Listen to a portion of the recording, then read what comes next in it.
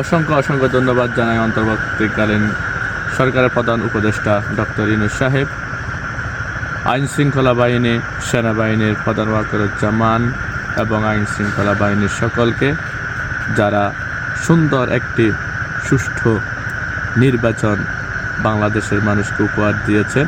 সুন্দর সুষ্ঠুভাবে একটি নির্বাচন বাংলাদেশের মানুষ গ্রহণ করেছে। স্বতঃস্ফূর্তভাবে সবাই সুন্দরভাবে ভোট প্রয়োগ করতে পেরেছে। এই জন্য সবাইকে ধন্যবাদ জানাই। আরও ধন্যবাদ জানাই দেশের সকল মানুষকে যারা আপনাদের নিজের অধিকারের জন্য ভোট প্রয়োগ করেছেন। সবাইকে অসংখ্য ধন্যবাদ জানাই।